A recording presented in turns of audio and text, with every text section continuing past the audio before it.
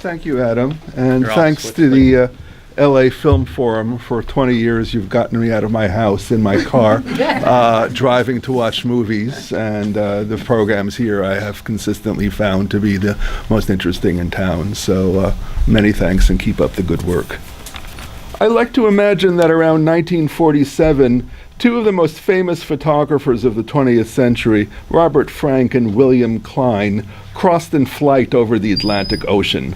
Frank, born in Switzerland in 1924, might have been coming from Switzerland to America, where he worked for Harper's Bazaar and later took the photographs published in his 1958 book, The Americans.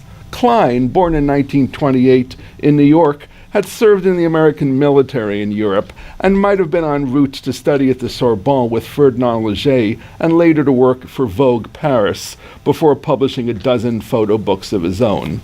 Although Frank and Klein today are best known as photographers, they in fact each made numerous films.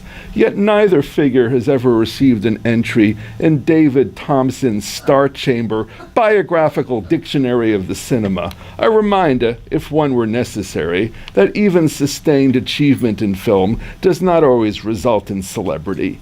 The parallels between both figures, Frank and Klein, their attraction to cities, understanding of mass culture, sensitivity to race, and willingness to present an ironic, less than celebratory view of America as it became a global superpower, have often led me to regard these two men as among the most incorruptible and committed of 20th century artists. Happily, Frank's films are today easily available on an excellent multi-DVD set issued by his German publisher Steidl.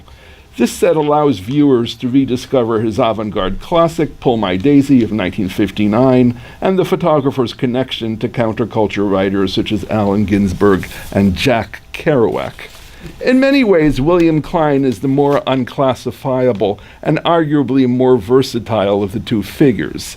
He has written and directed feature-length films on a staggering variety of subjects, to name only a few: Muhammad Ali, French fashion, Handel's Messiah, featuring convicts in prison singing parts of the oratorio, Eldridge Cleaver, Pan-African culture, in works such as Who Are You, Polly Magoo, perhaps his most famous film from 1966, and The Model Couple from 1977, he takes on the culture of fashion and mass media in ways which are unpredictable, edgy, and frequently hilarious.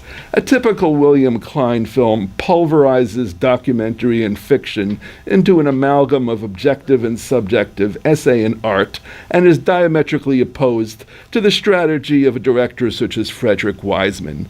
If direct cinema practitioners such as Pennebaker, Maisleys, and later figures such as Wiseman aspire to be flies on the wall, unnoticed by those they film, Klein might rather be regarded as the fly in the nostril. The filmmaker is irritant, who approaches his subjects as closely and confrontationally as just about any director in the history of cinema. And I think maybe only Amos Gutai, who makes films where the Israeli army is about to smash his camera equipment and beat up his crew, comes as close to being as confrontational. This was already evident in Klein's earliest photography, notably his 1956 book, Life is Good and Good for You, Trance Witness Revels, whose high-grained, high-contrast, high-energy exploration of New York City became a cult classic. Klein has also produced photo books on Paris, Moscow, Tokyo, Rome, and Brooklyn, which consolidated his reputation as one of the great urban photographers of the 20th century, and probably the master of photographing and filming crowds, as we shall see in the film this evening.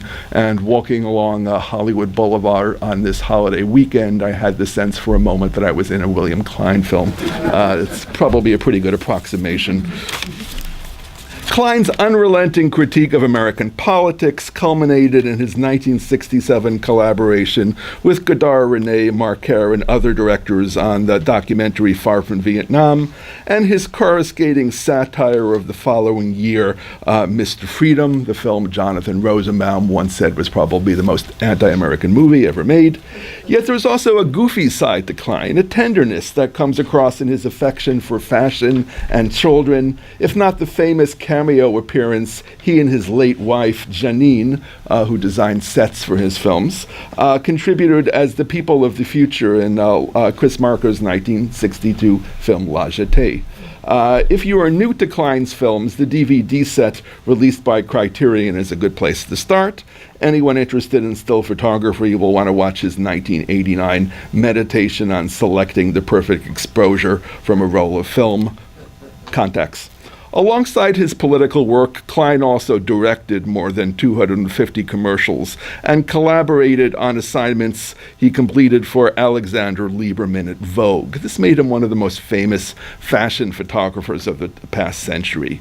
Factor in his excellent, if still underrated, work as a painter, on display in the art direction he completed for Louis Malle's 1960 film Zazie in the Metro, and one invariably concludes that Klein is an inimitable figure of astonishing range, energy, and independence.